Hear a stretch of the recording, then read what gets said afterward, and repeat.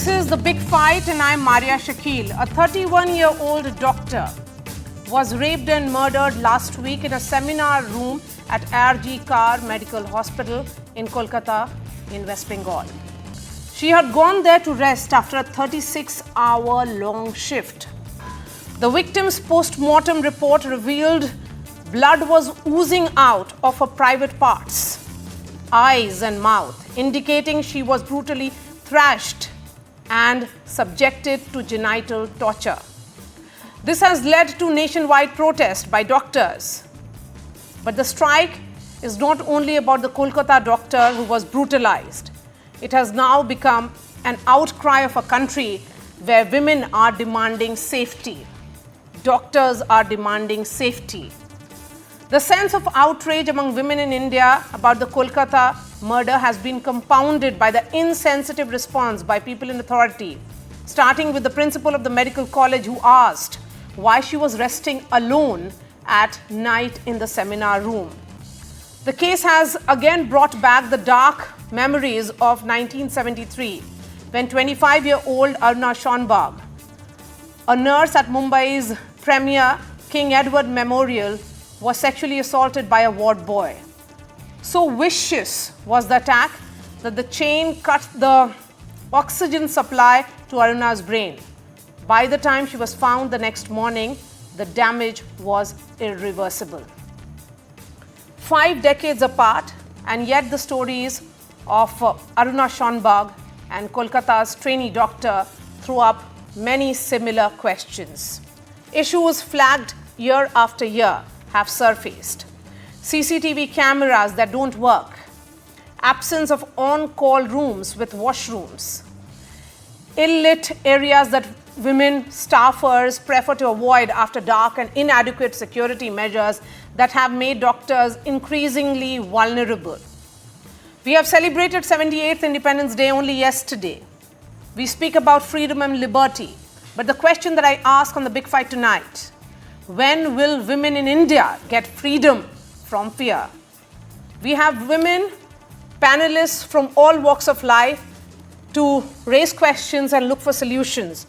Joining me on the show is Dr. Ami-Ben Yagnik of the Congress Party, Kiran Bedi, former Lieutenant Governor of Puducherry is joining us, Megha Pant author, Mihir Sood, senior advocate, Biki Saha is political analyst, Priyanka Tibrewal, Secretary of BJP West Bengal, Kiran Majumdar-Shaw is joining us.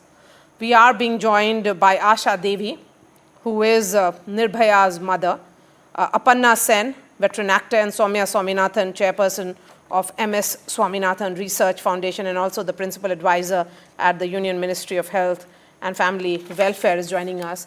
And we'll be playing also a chunk of the interview that I just did with C.V. Ananda Bose, Governor of West Bengal. But first up, Kiran Majumdar-Shaw. Ms. Shaw, thank you so much for speaking to NDTV. We are living in a very, very difficult time when the entire country is outraged over what has happened to a young doctor in Kolkata. Why do you think we have repeatedly failed to ensure that women have a safe working environment, be it day or during the night? You yourself are a working woman. You know, I really am very deeply concerned about this societal failure to protect our women. I think it is shameful, and, as a woman, I really believe we are not doing enough to keep women safe in this country. Now, I just think that what we are seeing in this country is barbaric almost. Yes. I mean, we are seeing gang rapes or hearing of gang rapes almost every day, which is ridiculous. I mean, what are we doing to ourselves? What is our society come to? I think unless we really focus on women's issues, unless our economic development is about women, is women centric and is about addressing these challenges that women face day in and day out, we are not going to be able to have the kind of progress we want. So I personally believe we all have to hang our heads in shame that we have actually witnessed such a horrendous and heinous crime. And that, what is even more troublesome is the way this crime is trying to be covered up, which I think is terrible. I mean, who is behind this? Who is trying to cover up? Why is no one taking the kind of responsibility to make sure that this never happens again? I think the Prime Minister made a very important statement on Independence Day. He actually talked about, you know, very, very severe punitive measures for anyone indulging in atrocities against women. And I really believe we all have to work towards making this country a safe country for women. Hmm. At least I know that in Bangalore, we've always focused on making this a safe city for women. But I think it has to be heightened. I think it is something that we just cannot any longer ignore or not do enough about. Okay, since you're speaking about Bengaluru, you're trying to make that city safe for women. Of course, it's about public spaces and it's also about workspaces. How do you fix it? That there are women like you who are in boardrooms, who run boardrooms. How do you ensure that these gender crimes are not normalized and there is a great degree of gender sensitivity? So, in corporate India, of course, we are trying various measures to keep women safe in the workplace, but that's not enough. I think it's really about making women safe when they go out of your offices, and even when they go and, enjoy the nightlife in a city, are they safe? When you cannot obviously keep a vigil on your employees once they leave the workplace and they're back home. But are women safe even in their own neighborhoods? I think in this particular crime, you saw that the doctor was not safe within the hospital. I mean, how horrible is that? Yes. You know, I think if a woman can't do a night duty safely, I think that is awful. That speaks very badly about our country and our society.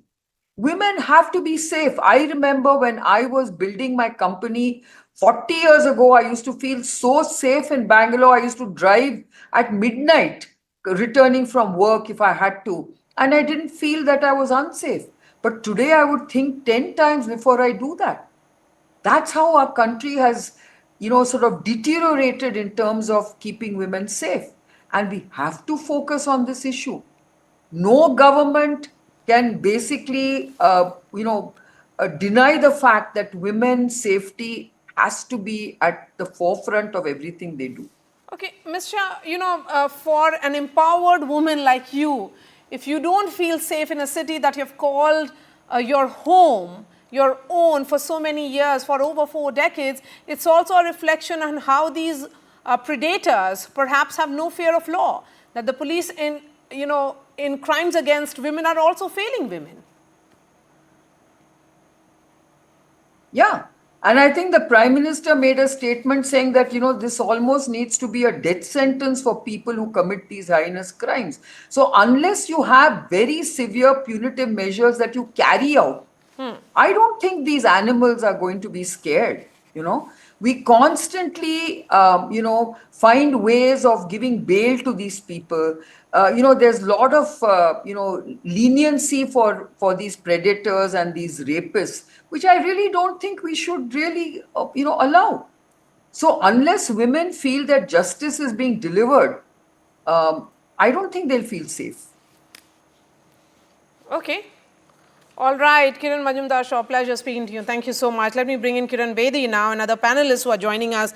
Kiran Bedi, there seems to be a great degree of nihilism that we are seeing among protesting women, among, doctors. They feel that it's a road that they have taken on so many occasions in the past, but it leads to nowhere. Which it is leading to nowhere. They're not wrong because such incidents are reoccurring time to time. One memory weakens and another one gets revived. And it's in all directions, all across the country. I noticed, but I would attribute three major reasons for this decline. Number one is the way we are parenting. I've always said this, the way we are parenting our boys and girls. More important, the way we are parenting our boys. And I think we are parenting our boys most negligently. We're taking it for granted. We're just letting them become big, but not sensible. We are not making them sensible. We're trying to control our girls to be secure, but we are having boys' uncontrolled growth. I think there is no development, mental development. I think there is no character development. We're talking about skills development all the time, skilling people, but we're not making them character built. So we are having a whole generation of a very large population of boys who have just grown up by the wind. Is it they had to grow up, they grown up, but unprincipled, no respect for women, no dignity, no human dignity, nothing. So value systems decline, and for which society itself is responsible, which is parenting. But parenting is also schooling, because schooling and parenting go hand in hand. And we must understand that the teachers play a very vital role in influencing the lives of boys. And majority of the teaching profession is in the hands of women. So they have a very important role to play, how they influence the growth of the boys. So A is social, which is parents and teachers. Okay. Second thing is a collapse of administration. See, this hospital, as far as whatever we've learned, was ill administered in many ways. The principle. So whatever has come through in the newspaper so far, CBI will tell us further, but it was pretty ill administered. It had no safe place. It had no clean toilets. It had no safe place for women to retire to after an exhausting day. But that's deficient administration. Now, Absolutely. in this administration is hospital administration. But remember, there is a bureaucracy over it as well. So that is the administration failure when I'm talking about immediate administration failure and also the oversight administration, which does. Third is the kind of political leadership we are getting, kind of political statements we are getting time to time, the kind of political conduct we are getting, the way we are steered. So I would think, where do you begin and where do you start? Society, well, parents and teachers, administrative failure, which is immediate administration, and also the bureaucracy, which includes the police, Okay. and even our criminal justice delivery system. And third is, as I said, the political class, the class of people, some of them are themselves involved in rapes and are elected to the parliament. Okay. And people elect them to the parliament. Okay, so let me bring who's to in blame? the two politicians on the show before I go to the lawyer and the author. Amiben Yagnik and Priyanka Tibrewal. Priyanka Tibrewal, can you move away from political blame game, please? We understand that you're an aggressive opposition, raising all the right questions, but is this really the time? Nobody is blaming anybody. We are just pointing out at what was supposed to happen and what did not happen. We are questioning the accountability. See, I would just like to say, Maria, that there is a huge difference. Do not politicize the issue is what we are also saying. But again, we are saying, why is it that there is an absolute refusal? Why aren't you accepting that it was a government hospital, it is a government hospital, a same incident takes place in 2021, which we do not know whether it was a murder or a suicide with a doctor. So now also, if this has happened, initially you started by saying that, it was a suicide, then an unnatural death. Why was that done? That is what we are questioning, because that brings question and doubts in your mind, where it is specifically clear that you have taken it as a self-respect, that since it is a government hospital and we are the government, nothing wrong can happen. Okay. Is this not involving the Dr. Amiben confidence of Yagnik, the the point being culprits, made here is the valid. perpetrators? You have a chief minister who has taken to the street. She is giving ultimatum to an investigating agency. Now the pertinent what question exactly is she trying to highlight here, Dr. Definitely. Dr. Now see, Amiben Yagnik? Well, first of all, I think this is not a matter to be politicized. All the time we hear debates when such a heinous crime happens, and then we forget the crux of the matter. Right now, we are talking about safety of a woman, and we have a plethora of laws. We have several landmark judgments from the Honorable Apex Court and several high courts of this country. But are these judgments and resulting into justice for these women behind the closed doors? Are they reaching out to victims of violence wherever they are, within the domestic sphere, public spaces, or at workplaces?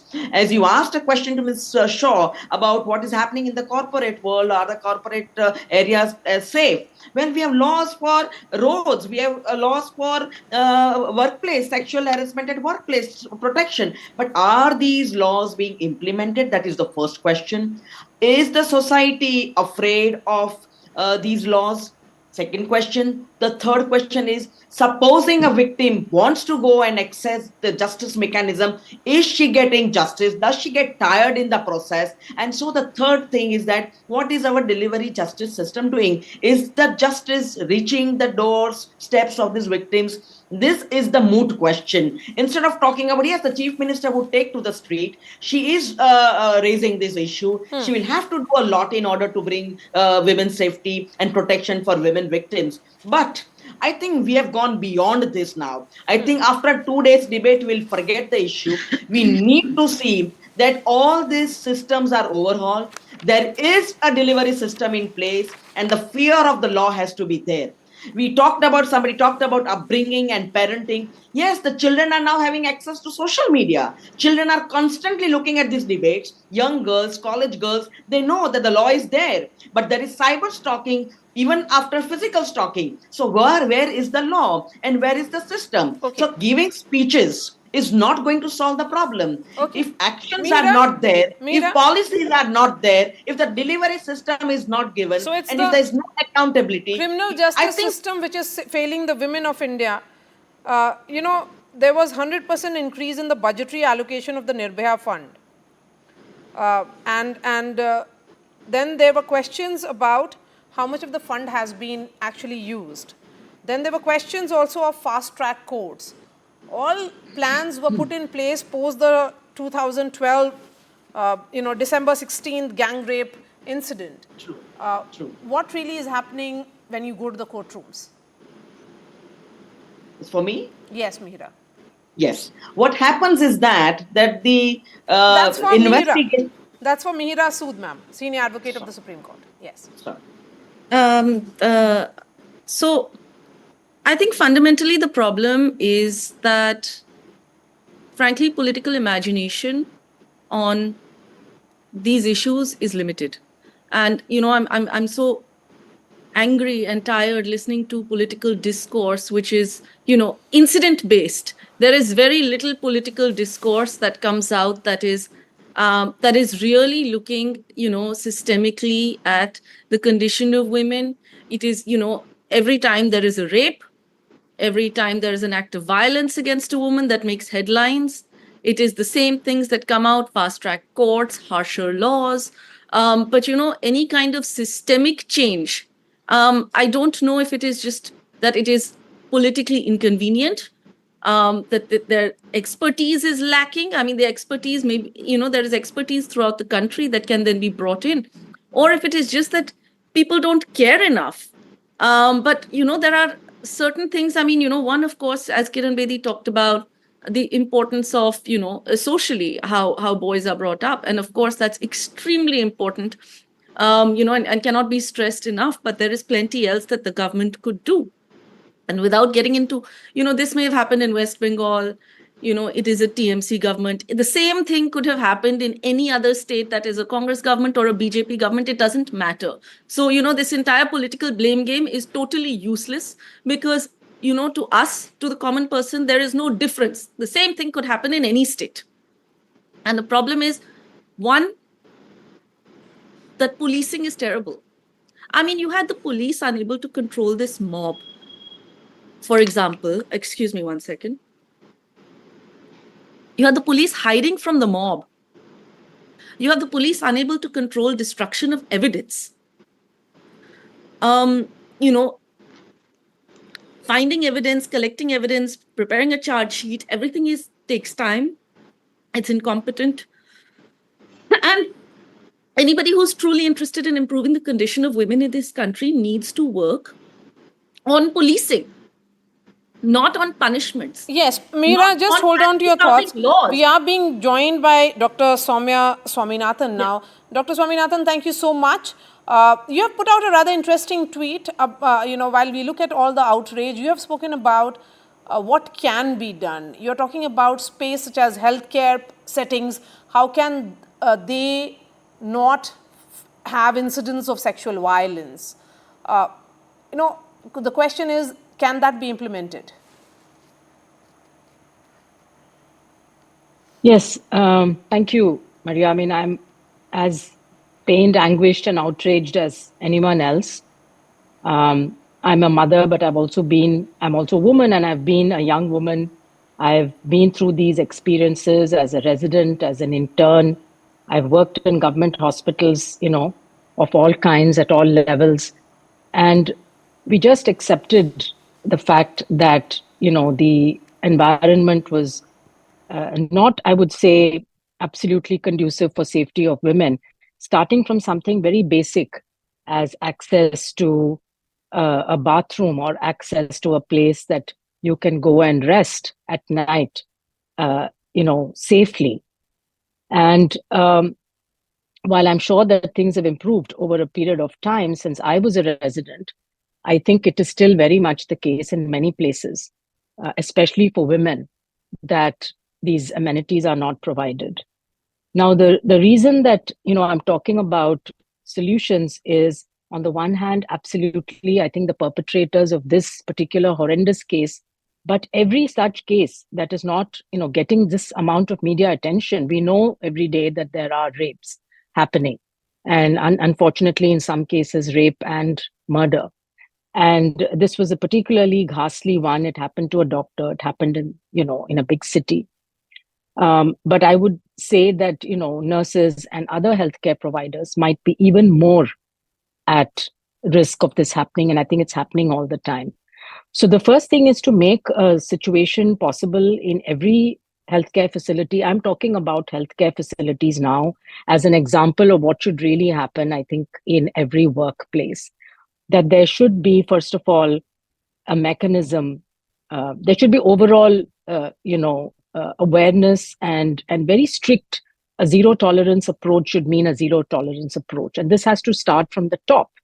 So the leadership really has to be responsible for providing the space and the institutional mechanism for people to be able to talk about and report incidents. And it doesn't always have to be a rape. There are many other ways of molesting and sexually exploiting a woman, and all of these are serious, and they should be reported and action should be taken. So that comfort level needs to be built, and I think in many places that does not exist, this type of institutional mechanism with full support coming from the top. Of course, it helps to have women in leadership positions, and again, I think recent surveys have shown that it's only about 20% or so, or even less, of institutions as well as medical organizations or healthcare professional organizations that have women in leadership roles, even though we know that the majority of healthcare providers in India and many countries are women. Then there should be, action taken when there is a report of an incident. There has to be action taken. There has to be, the justice has to be delivered and has to be seen to be delivered. Next is that, usually victims get blamed quite often. And the knee-jerk reaction of people is to tell girls and women, you be more careful, you shouldn't be here, you shouldn't be doing that, or you should, behave in a particular way. Whereas it is really not the girl's fault or the woman's fault at all. And she, in this case, was doing her job. And in most cases, the woman is just trying to do her job. And finally, I think that we need this, of course, is we can't look at this out of context of the society we live in. And therefore, I would think that all of this, what we're seeing around us, points to a need for young boys in our society, young men, to somehow we have to change their mindset, because I think that they're looking at women as objects for their desires. And this is not, obviously, the world that we want to live in. So we have to start very young and at home and at school, setting an example and talking about these issues, not just to young girls on how to protect themselves, but really to boys and older men. We've seen so many men on the streets protesting as well. We do need male allies. We need men to speak up. It shouldn't be only the women protesting. So we need men at all different levels, particularly those who are in leadership positions, to speak very strongly about intolerance to things like this. Yes, Dr. And ma'am, Swaminathan, you of know, course, we are seeing these protests by various medical bodies. Uh, but the fact here is that here is a female doctor who has been raped and murdered in a safe space. This was a hospital. Do you think this could lead to many women opting out of workspaces, opting out of work?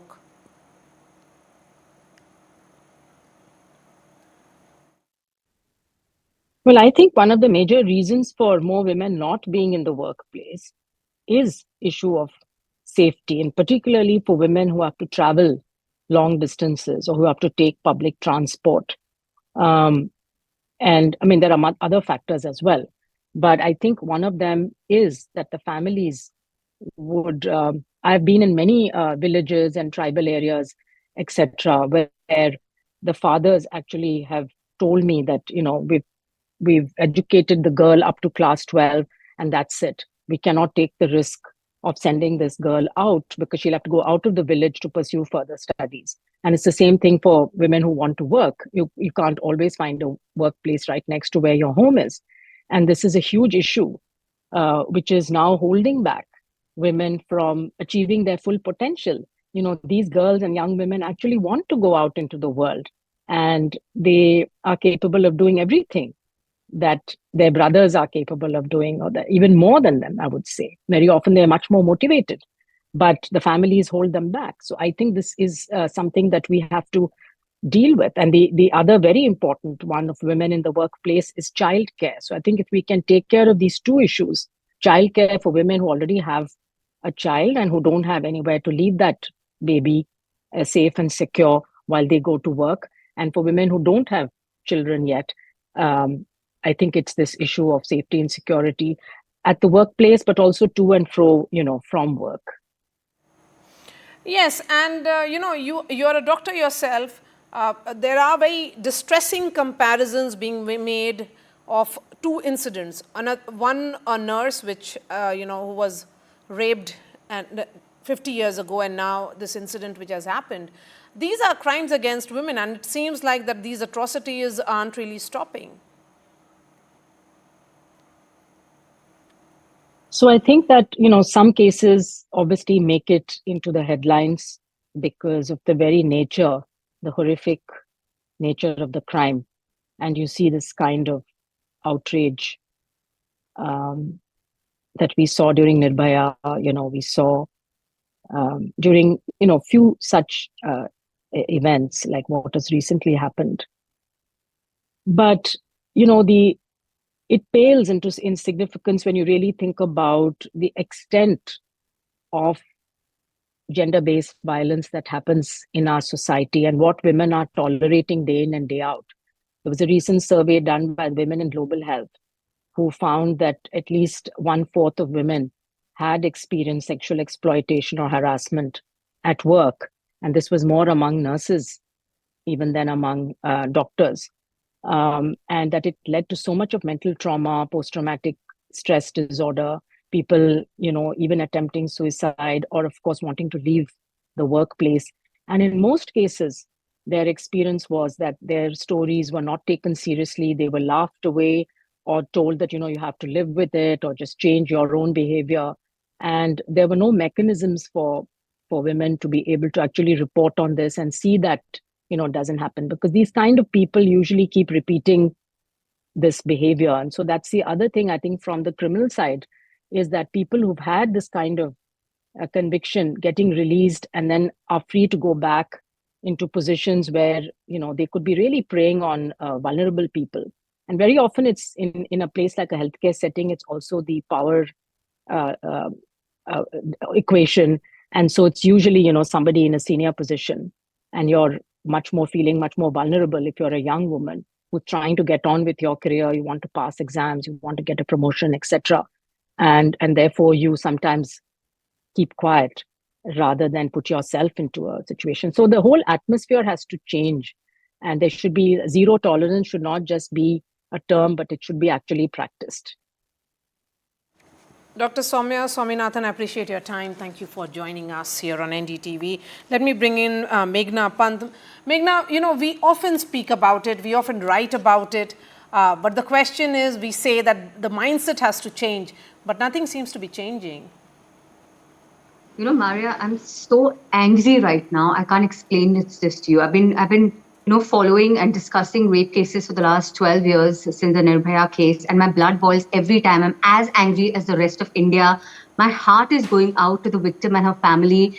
I am heartbroken, but I'm so angry because the one lesson we've learned, Maria, is that there is no one coming to save us. I feel like we spent our entire life teaching ourselves and teaching other women how to protect ourselves. And we are just left alone all the time. And the fear is always on the women and never on the perpetrator. And I don't understand why the system has failed us so badly.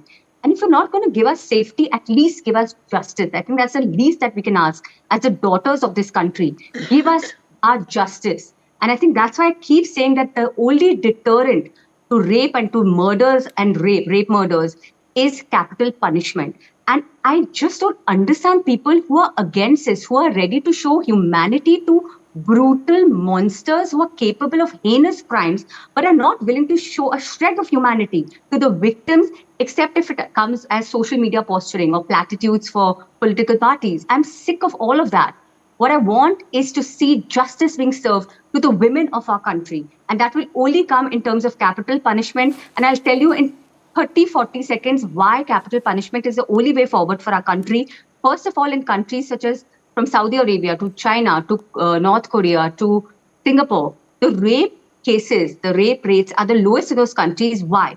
Because they have capital punishment. Secondly, we've seen that for the juvenile cases of rape, death penalty has been awarded. Why is that? The ordinance was passed because obviously capital punishment works as a deterrent for rapists. So obviously we've seen it in action. There's no robust data. There is no empirical evidence that speaks otherwise. In fact, we have the contrary. The fact is also that rape murders in India are less than 1% of the total rape cases. So do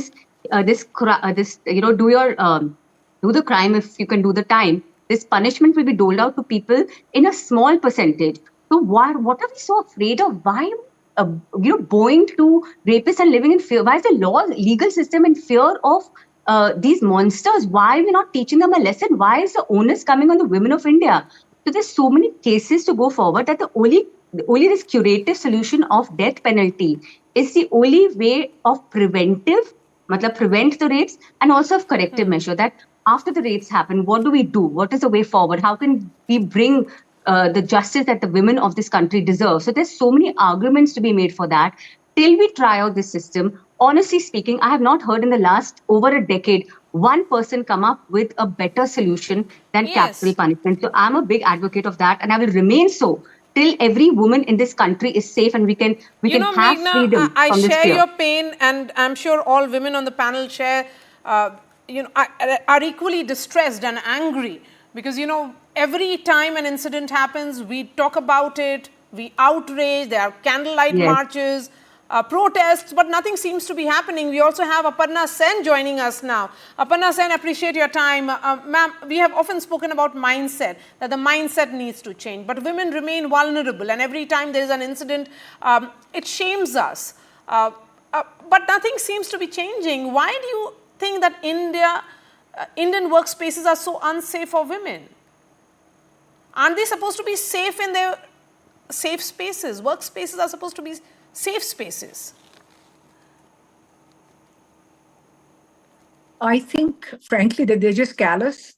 That they don't want to spend on make the necessary expenditure to install proper NDTV and security. Also, there is much to be desired in the security themselves, in the police force, because as you rightly said, this has happened We will have these marches, the whole country will be upset and awaken and aware for a little while, and then everything will subside, then another rape will happen, and it will go on as before. What needs to change is the mindset, is the patriarchal mindset. I've actually dealt with this in my film, The Rapist. The patriarchal mindset has to change, and it has to change from within families. It has to change in schools. That's what has to change to start with. The police themselves, who are supposed to be protecting us, you think that I don't think any of us thinks that they are not of this kind of, they don't belong to the patriarchal mindset. They do. They absolutely do. Who are they going to protect? This is why I feel that it has to start at school, at instilling the right values in people, in children from a very young age. It has to start with families. It has to start with families respecting the women within the families, and the women respecting themselves. That's very, very important, I think. The women don't respect themselves enough. They still make differences even in cities, even in the urban, educated middle class. They still will, give preference to the male child over the female child. They will tell the female child, you can't do certain things because you're a girl. And, the way the mother is treated, the way sisters are treated, the boys see all this. What are they going to learn? You have presented very strong women characters in your films. It is often said that cinema can ensure right conversations. How do you think such representation can impact change attitude towards women in the society? Absolutely, we are. And, cinema, actually, what happens is it's a cyclical thing. Cinema reflects what is there in society, and then society keeps learning from what comes in the media. I mean, they're exposed to it and they imbibe it. And then, it just goes on in a vicious cycle the whole time. I think that has to change. To start with, I think consciously, the censor board, look, the Central Board of Certification, what it does is it's supposed to certify films for adult or universal viewing, right? But what they need to do is that they need to have films where women are not objectified. And unfortunately, in most mainstream films, women are objectified. It has begun to change sometimes in some stray film, but that is more the exception than the rule. You have to stop objectifying women in the dances, in the way a man doesn't take a woman seriously, a boy doesn't take a girl seriously when she says no. It's there in our literature, unfortunately. It's even there in our mythology that women are objectified a lot of the time. So a whole lot has to change, and it will not change overnight. It will have to start with, I think, families, mothers, women themselves. And I also think, by the way, Maria, that I really do think that women need to be able to protect themselves also, and not only depend on security or the state or the police. Tagore had advocated at that time women learning judo in Shantiniketan. I think it's very important for women to learn the art of self-defense. It's very, very important. I mean, our generation or even the generation after us, maybe it's too late for them. But the coming generations, the younger generations of women must learn the art of self-defense. I think if women don't defend themselves and they don't speak up for themselves and ensure all these things for themselves, nobody will. Aparna Sen, really appreciate your time. Thank you for joining us and sharing your thoughts on this story, and certainly very, very concerning times ahead for all of us. We have another person who has been fighting for safety, security of women, and that it all starts in 2012 when her own daughter was raped and murdered. Asha Devi is joining us live. Asha ji, फिर एक महिला के साथ वही हुआ जो आपकी बेटी के साथ हुआ था. ये घटना भी और दर्दनाक है। रिएक्शन भी आप देखिएगा तो उसी तरह से हो रही है। लोग गुस्सा कर रहे हैं, नाराज़ हो रहे हैं, कैंडल लाइट मार्च निकल रहा है, सब एक तरफ हो जाता है और फिर दुनिया आगे बढ़ जाती है।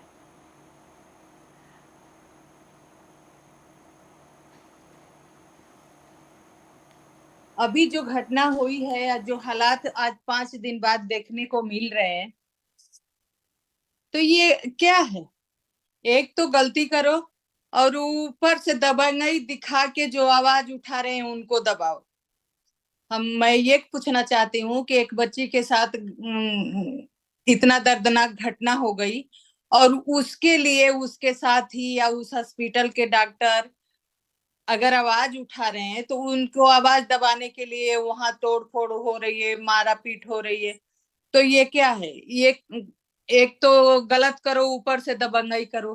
तो कहीं ना कहीं प्रशासन की कमी है कि उस बच्ची के उस माँ बाप के साथ होने के बजाय मुजरिमों को बचाने की कोशिश हो रही है। तो मैं तो यही कहूंगी कि कहीं ना कहीं हमें तो लगता है कि आज भी हम 2012 में ही खड़े हैं। अच्छा जी, 2012 में जहाँ आप खड़ी थी, 2024 में भी शायद सब लोग बोल रहा है कि आज इनका परिवार खड़ा है। तो कानून जो आपकी बेटी की मौत के बाद कानून में बहुत सारे बदलाव आए थे, लेकिन क्या हुआ? खौफ तो नहीं है लोगों के बीच में, डर भी नहीं है कि कुछ और होगा, कुछ पनिशमेंट मिलेगा, इसलिए ये इस तरह का नहीं होना चाहिए। देखिए, कानून गलत नहीं है।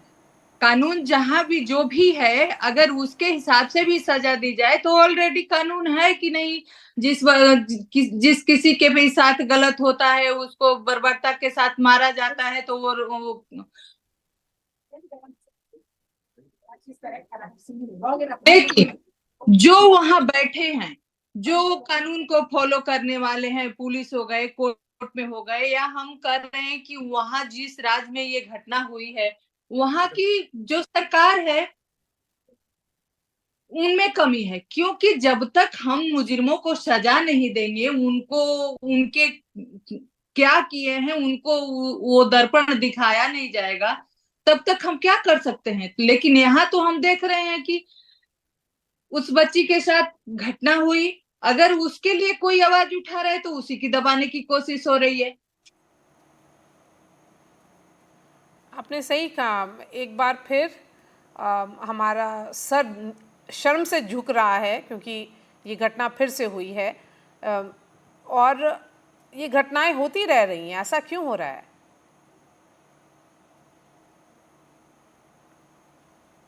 मैं अभी गई थी, वो डॉक्टर जो वहां थी रात में, वो कह रही हैं कि जो इमरजेंसी थी उसमें तोड़फाड़ हुई और जो नर्स का रूम है उसमें घुस के उन लोगों ने सारी दवाइयां मेडिसिन सब फोड़े तोड़े, और कह रहे हैं कि हम लोग उस डॉक्टर की तरह तुम लोगों के साथ रेप करेंगे और उसी की तरह हालत करेंगे। तो बताइए, दबंगों का कितना खौफ है, कितना वो निडर है कि घुस के हॉस्पिटल के अंदर तोड़फाड़ कर रहे हैं। और वहां का प्रशासन, पुलिस भाग रही है, वहां का जिस जो सुरक्षा के लिए खुद भाग रहे हैं। तो आखिर इतना बड़ा कौन है? इस पे सरकार विचार करे, इस पे सोचे। वो भी सुन रही हैं कि मैं वो धरने पे बैठ रही है, आपकी सरकार है, आप वहां के सीएम है, आप कह रही हैं कि धरने पे, आप किसके लिए धरने पे बैठ रही हैं, किसके खिलाफ? तो तकलीफ तो बहुत है मैडम, लेकिन अब हार के घर में बैठ जाते हैं। उस टाइम भी यही हो रहा था, अभी भी यही हो रहा है। बहुत तकलीफ होती है, जिसका बच्चा जाता है वही जानता है। आज भी हम 12 साल बाद उसी चीज से जूझ रहे हैं, बहुत दुख की बात है। लेकिन आज भी वही पॉलिटिक्स हो रही है, उन पे थोप रहे हैं, उन पे थोप रहे हैं। अरे प्रदर्शन के बजाय, धरना के बजाय आप जांच करवाइए, उन जितने उसमें मुजरिम हैं उनको पकड़िए, उनको सजा दिलवाइए, एक नजीर पेश करिए कि नहीं, हाँ एक महिला के साथ कुछ होता है तो हम जहां भी हैं, जहां की सरकार है, स्टेट सरकार है, हम उनके लिए खड़े हैं। कल 15 अगस्त था, दुनिया स्वतंत्रता दिवस मनाई, जाके पूछे उस परिवार से कि उस परिवार पे क्या गुजर रही है, वो किस लिए क्या स्वतंत्रता मनाएगा कि जिसकी बच्ची पढ़ लिख के डॉक्टर बन गई थी, ट्रेनिंग कर रही थी, उस बच्ची को मार दिया गया, उसके लिए क्या मायने रखता है स्वतंत्रता दिवस और आजादी? आशा देवी जी, हमसे बात करने के लिए शुक्रिया. Thank you so much for joining us. You heard from various women who shared their thoughts. We have also spoken to the governor of West Bengal over the ongoing investigation and the protests continuing. We'll be playing that in just a bit. Stay put. This remains our top focus here on NDTV.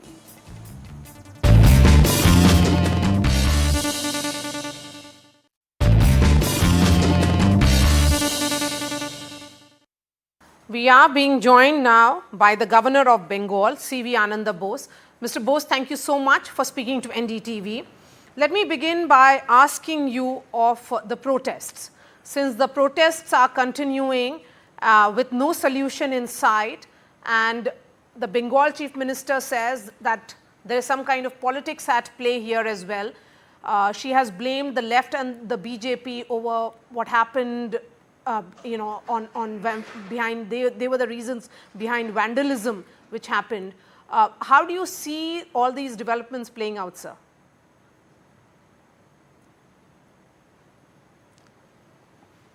Vandals and scandals are marring the civic life of Bengal.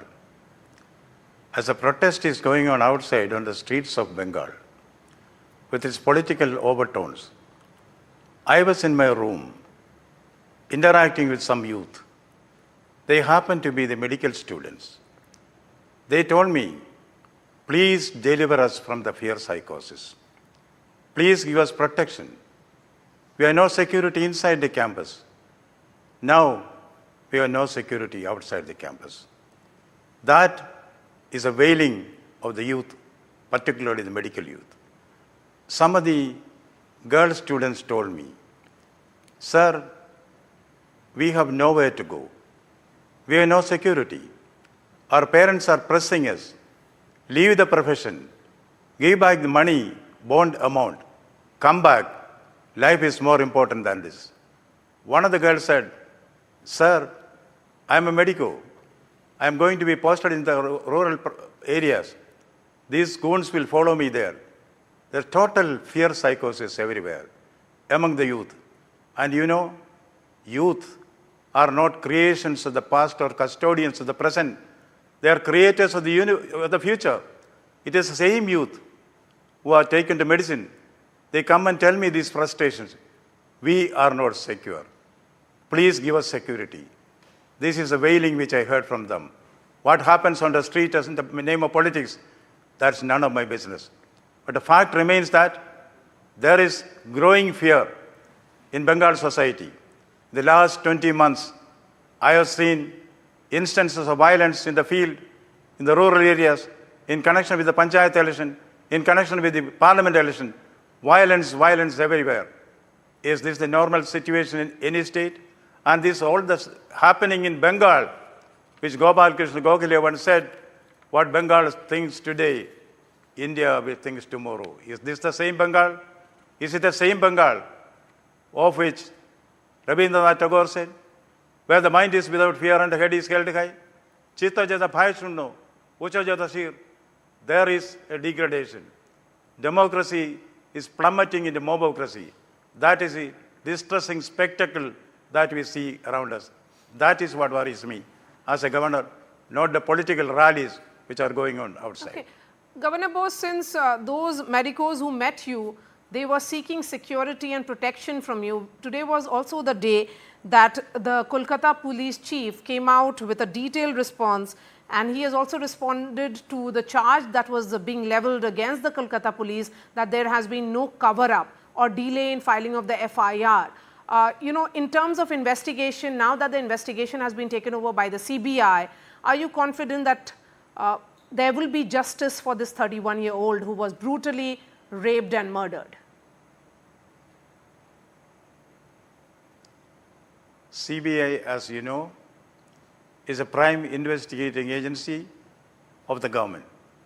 I trust they will be able to bring out the truth very soon. Okay, and in terms of security, what assurance have you really given the medics who came, to you seeking proper protection and facilities? I have given clear instructions to the Chief Minister upon the authority vested in the Governor under Article 167 of the Constitution of India. Number 2, I am taking up the matter with the Government of India. Number 3, as an interim measure, I have opened what is called Abhaya Home in the Raj Bhavan. Any student who feels threatened can come here. They will be the honored guest, valued guest of the Governor. And whatever other long-term measures are to be taken, I have already taken up with the state government as well as with the central government, including adequate legislation guaranteeing security for the medicos and the paramedicos in the hospitals. I don't want to explain the whole thing here. A 20-point agenda has been given for implementation, and also the National Medical Council has been requested to visit the place, listen to the grievances, and take immediate action. Everything that is possible for confidence building will be done.